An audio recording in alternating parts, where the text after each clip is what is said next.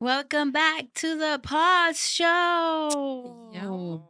Oh my God. It feels like we haven't been here in forever, but it really hasn't been that long, guys.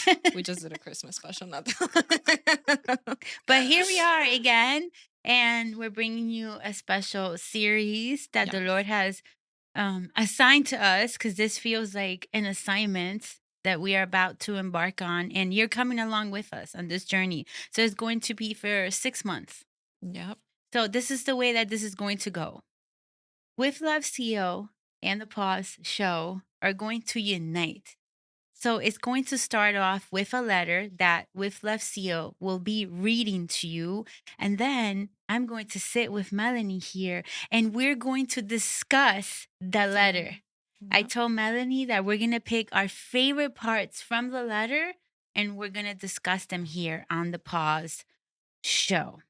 That's right. And I think it's a way of us also as well of you not just listening to the letter, but also maybe you want to understand it a little bit better. Yeah. And that's what this is for you to sit here and pause with us. Yeah. And just go into details about certain parts of the letter that maybe you were also curious about and we will be discussing here. So Okay. So I am assuming that you heard the letter. first, If you didn't, pause, go to the letter, listen to it, and then come back here. that's So right. this is the series until he Comes.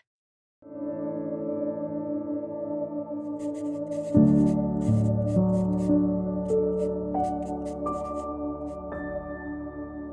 So Melanie, who's coming?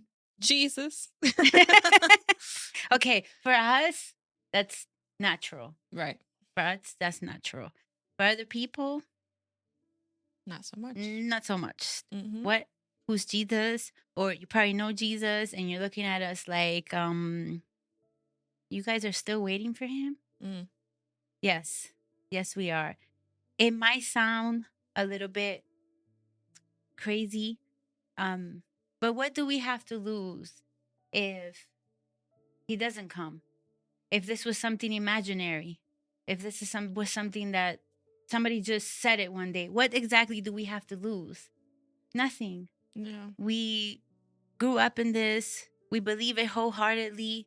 And we're just asking you that you give us a space to just join us in believing what we believe. Have your heart open to receive what we have to say. And at the end of this, if you still think that we're crazy, that's fine.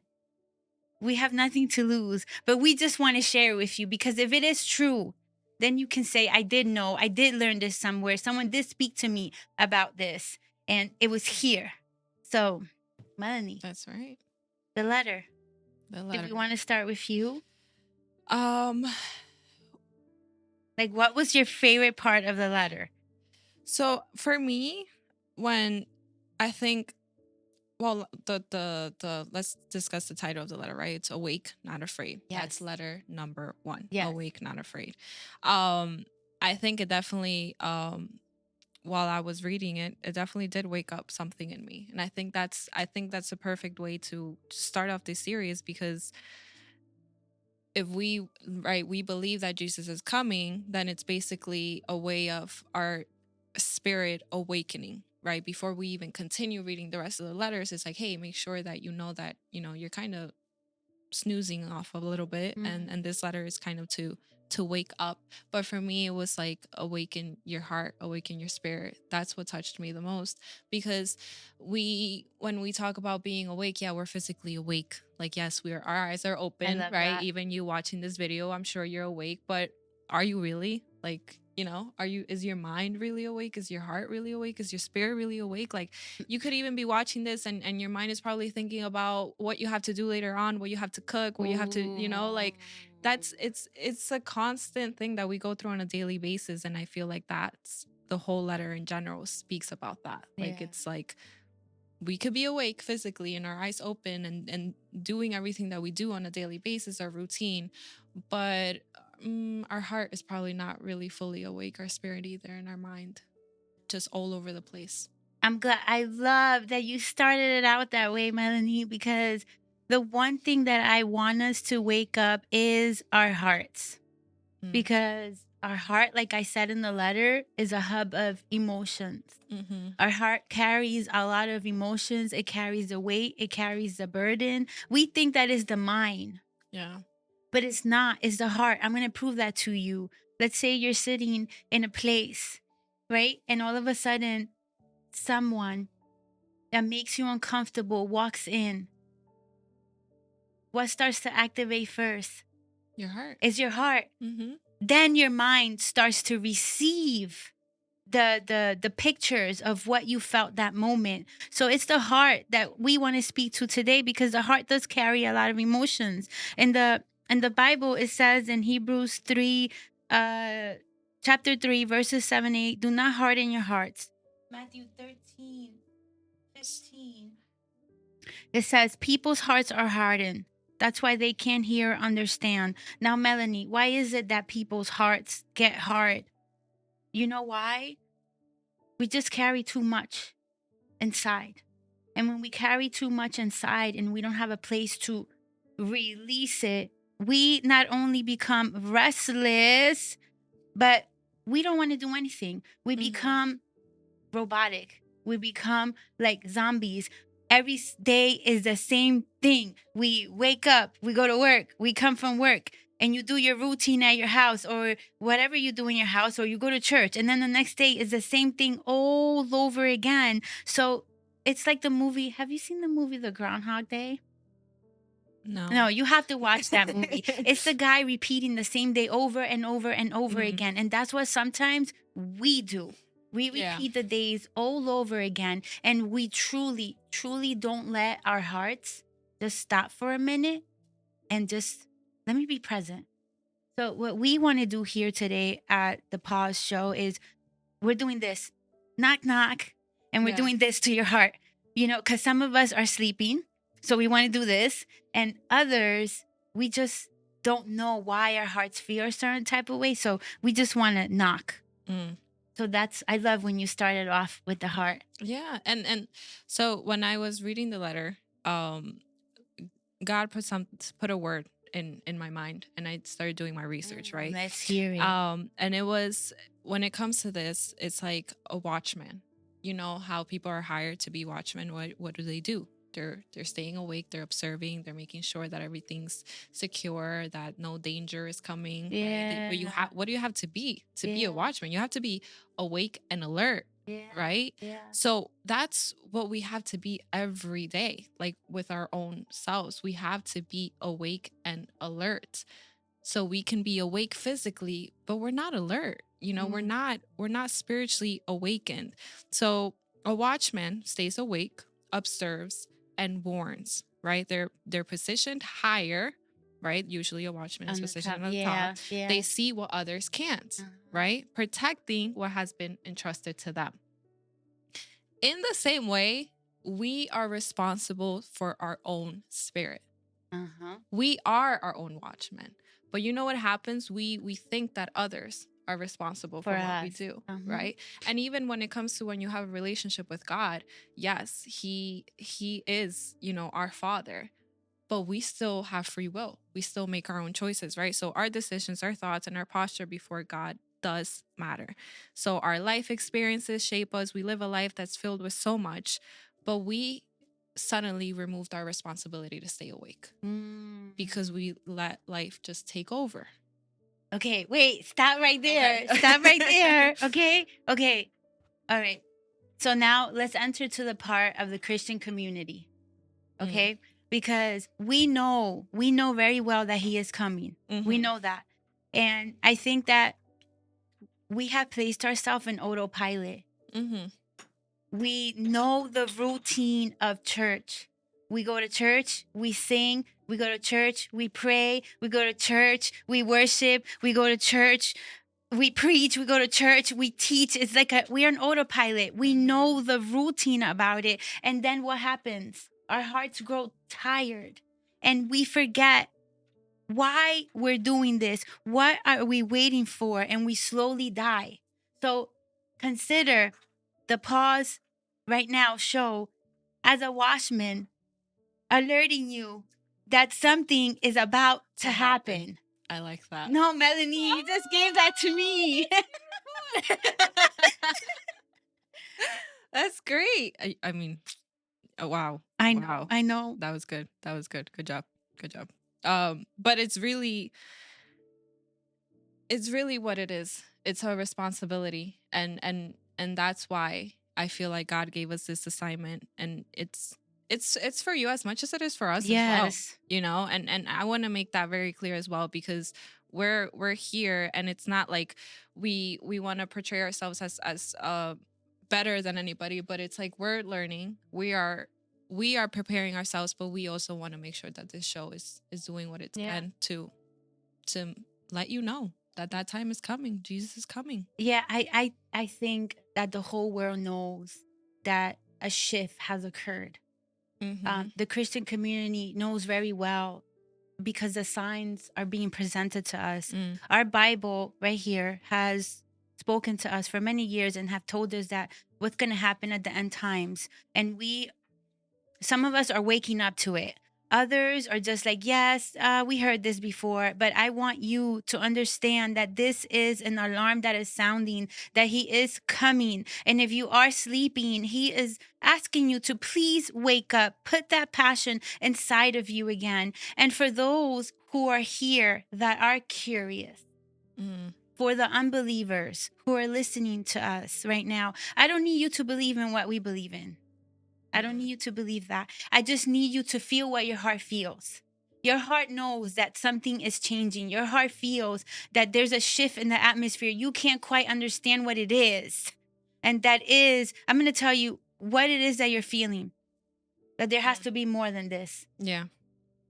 That right there, I want you to keep that, and I want you to hold it, because as we're continuing this series, we're going to speak to that place in your heart that you feel there has to be more than this. But we're going to start our slow. We're going to start off in baby steps, because I do not want to overwhelm you. I don't want you to say, oh, these are religious girls that are talking. No, who's talking to you right now is women of God who have a relationship with God. We walk with him and he walks with us. And we're speaking from a place of experience. We're speaking from a place of, above all, we're speaking from a place of love. Why wouldn't I share with you? Why wouldn't I show you the right path? I don't want to keep that to myself, or as they say nowadays, gatekeep. I do not want to do none of that. I'm going to share it with you, whether you believe me or not. But again, I have nothing to lose in sharing this information with you. So we're going to speak about all of that. That's beautiful. As you said, we're two women that have a relationship with God, but that we're still walking. We're still walking with him in everything that we do, and that includes this. And we want to make sure that we're, like you said, we're speaking to everybody. This is not just like, even if you don't believe in what we're saying, but there's a lot of things that we don't believe in, and we still watch. And that comes out of curiosity. That's human nature. We're curious, you know, and it's true. We spend hours watching things that we know are fiction, right? But we still watch it because it's kind of like, that's interesting, you know? And like you said at the beginning, and if it doesn't happen, we have nothing to lose, because there's nothing bad about giving love. There's nothing bad about being good and being righteous. You know, these are things that, what are we really losing? I like, don't understand that part. There's nothing wrong with it. Because if you're curious for those things and you still watch it anyways, and that we're speaking from a place of love, why wouldn't you want to be curious about this? Why is it that our wall goes up really fast? Why is it that right now you're feeling, don't listen to them? Why is it that right now you're saying, no, something inside of you is telling you, turn that off? Why is it that something inside of you is telling you, get away from there? Discern, or better yet, not discern. What's another word that I can use besides discern? Don't entertain that feeling. Don't ignore it. Don't ignore that place inside of you that is telling you, turn it off. Yes. Ask the questions. Why is it telling you to turn it off? Why is it telling you go away? I'm just gonna listen and watch the whole video, and what's gonna happen afterward? Yes. You're just watching it. You're Uh-huh. just listening. Yes. You're listening to two women speak about things that are real. You know, we're not here to we're here speaking from, like you said, experience, things that we are living, things that we're feeling, and we all feel certain things that are the same. It's just in a different way, right? Because we all live life differently, but a lot of the feelings are kind of the same. A lot of the emotions kind of go down the same route. So, and I feel like as humans, we do have this like tendency to like get very comfortable and settle in and kind of just like ignore the things that question our emotions and question our spirit and question our heart because we don't want to deal with it. So maybe that's your heart telling you turn this off because you're feeling something, but don't listen to it. Just keep living life, keep living comfortable. No, Mm. we're done. We're Mhm. done living comfortable. And that includes dealing with things that are inside of us. That doesn't just include us moving forward with our life and being successful and growing that Yeah. business and all of that. Yes, but what's inside that we have to deal with? Yeah. Yeah. During this series, it's very easy for us to speak to the believers, right? Because we grew up in this. That's been placed in our hearts, and they understand it. But to speak to people who don't believe this, um, it's gonna it's a challenge that I'm willing to take. Mm, So I just want you to don't brush off what you feel when you're listening to us.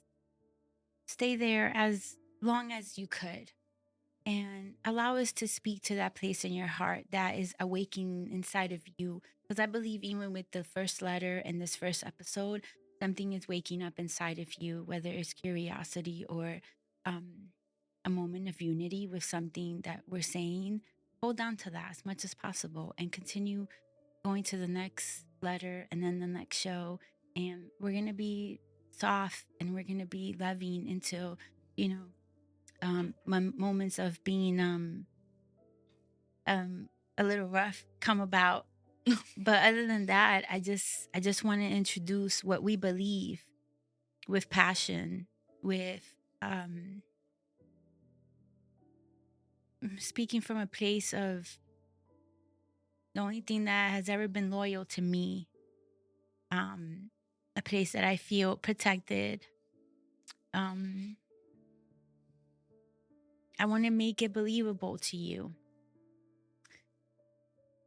And I want you to, in the 6 months at the end of this, that you feel a type of connection, not with us, mm-mm, but what we're trying to connect you with.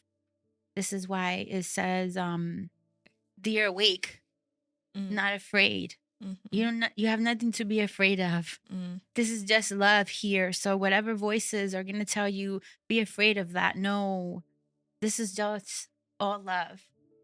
I love that you said that because when I read the letter, at least when I listen to your letters, because um this is the pause show, but I listen to her letters, Mhm. and when I listen to them, I feel peace. You know, and we want to portray that as well. It's not just love, but we want to show you a God that brings peace in the middle of a world that's filled with so much chaos and darkness, and just feel at peace when you listen to those letters. Try to turn off everything else and focus on every word, on every sentence, and realize what it does to you. It does bring peace. And it takes me back because um we have very different roles in our relationship with God, right? You have your relationship, I have mine, and we have spoken about this before in our previous episodes. But I'm a recent one. I grew up believing in Jesus. Not No, I Mhm. didn't grow up believing. I grew up knowing that there's a Jesus. But I wouldn't say that I believed it, because I was young and I was like, I don't know what to believe in. Yeah. But then when I came in now as an adult, that's when my faith started kicking in. And um it was like, what made me believe? It was that peace. It was that peace. That's what caught me, because I was living a world filled with so much chaos. And then every time I went into church, or every time someone spoke to me about God, I felt an overwhelming sense of peace. And then I left, right? And then I would leave church, and then I would still go on with my daily life, and then chaos again. And then that's when I would be like, I want to go back to church. I want to go on Sunday because I want to feel that peace again. That's not the church.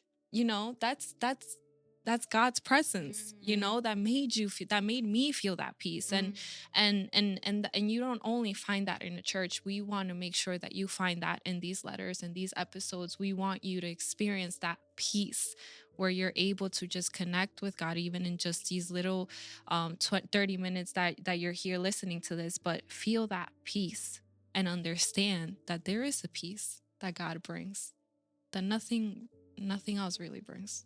Just to add to what you said before, to start this journey, I do ask you to take some time, a space where you could be alone, no distraction, no one nudging at you, no phone calls, no nothing. Be intentional when you're doing this, and listen to the letter and allow it to fill those places in your heart where you feel a void, or where there's questions, or where there is doubts. Again, I'm going to read Matthew 13:15 that says, people's hearts are hardened. Our hearts are very hard. I'm saying ours also, including ourselves in there, because just because we go to church, we don't have it perfect every single day. Every single day has its new trials, okay? And every single day we need to go into God's presence. This is a lifestyle that we live. We have to go into his presence. We have to go searching for him to make our hearts soft, to fill our cup so it can overflow the same way that you have to go get gas in the car to keep it moving, right? Is the same way that we have to keep going to God to fuel us. Because if we don't, you guys, we're going to get our hearts hardened as well. And when we become distant from the Lord, and sometimes we cannot hear what you can't hear us sometimes in what we're trying to say, because your hearts are hard, and because they're divided, and because they're full of so many things. But if you take moment aside, I think my letter was less than 5 minutes. I think it was less than 5 minutes. That's all you need. Just sit there, listen to it, receive it. Whatever questions came up, you write those questions down. And hopefully, you come here and we answer those questions for you. And Melanie just, she spoke about her experience. She didn't know the Lord. We went to church, didn't know the Lord, and she has gotten to know him now on her older age. Yeah. Well, I think now it's realizing that it wasn't about like going to church, and it wasn't about religion. It was like I was curious about who is this person that suddenly brings peace to people. Like I wanna continue feeling this peace, not just when I'm at church. I wanna feel it even when I get out of these doors. That was my experience. I felt that peace in church, and I was like, I wanna feel it even when I'm at home and I'm in the middle of chaos. I want to feel that peace. So then I started to get to know Jesus, and he became like a friend that I just take everywhere with me, and he's my peace. So it's a beautiful thing. That's what I'm saying. You have nothing to lose. Like, it's no, like, you don't. We already live a chaotic and crazy life. Like, we're already like basically crazy every single day. So what's a little bit of peace to that? Oh, we have the solution for you. Whatever you need in your life right now. If it is that you're in chaos and you need peace, let us help you get there. If it is that you're depressed, you're anxious, you're sad, let us give you a little joy. Not happiness, because happiness is temporary, but joy is permanent. Permanent, right? Yes. Permanent. If it is that you are sick and you need healing, why can that word become alive? Why can't all these words become alive in your life? So let the pause show, introduce you to that version of a person that you need through feelings first, through a feeling first. And take a pause. This is why we started the Pause Studios. Yeah. So you can take a pause. Take a pause every single time we're doing this show, and allow us to wake you up, not to be afraid. Forget that. Okay, don't forget it. I know you can't until he comes again, you know? But leave that for later. Right now, we're giving you the appetizer. We're just like warming you up to show you, look at us, feel us, hear us, hear our tone of voice. You know, we are speaking about someone that we truly fell in love with. For Melanie is peace. I encountered that peace at the very beginning when I first started, the same way. Each season, whatever you need, he's going to present to you. He's going to present himself to you in what you need during that time. So allow us to bring you a little bit more about Jesus. And even if you're a person that is on the other screen, like, I'm happy, I'm perfectly fine, I don't need anything more, I'm okay, then fine. Then you don't need anything more, but what's a little bit more peace to your life? Yeah. There's nothing wrong with that. Yeah. You know, I get it, because there are people who are like, I'm okay. Yeah, like, no, I'm perfectly fine, I'm very successful, I'm very happy. Yeah. Then, you know, that's amazing. You know, bring that success over here as well, because we need. But take this as a challenge too. Yes, take this as something different that maybe you never listened to, and you know what? What's a little bit more peace? What's a little bit more love to your life? Yeah, what's a little bit more joy? Why not? You know. And I wrote something, and I'm just gonna share this. You may not believe in the return of Jesus, but you do know this, right? Life is more than daily stress, performance, and exhaustion. Jesus doesn't call us to perfection. We want to make that very clear. Yes. We're not here to say that we need to be perfect, because none of us are, nor me, nor CEO, nobody, not even you. Okay. He calls us to the awareness of what the world has taken, right? And to the restoration that only he can give. And that's something that came from my heart, because we need to understand that life is moving. Life is moving, and it's moving in all sorts of direction. And I think we all need a little bit of someone that can help us get into the right path. And that's Jesus for me. That's Jesus for CEO. And we want to show you that Jesus. And this is a great way to end the show. We just ask you that whatever it is that you're feeling, don't brush it. To my non-believers, don't brush it to the side. If you're curious, let's entertain that curiosity. If you're okay with life and, you know, you have nothing missing, let us just add to it. What's that gonna hurt? Let's just add to it. Mm-hmm. And to my Christians, this is just the alarm sounding, just to wake you up again, that something is about to happen, and we need to spread the word. And we're just coming here to wake you up. So it's like I said at the beginning, warning, spiritual snoozing is going to be interrupted. No, say it again. Warning, spiritual snoozing is going to be interrupted.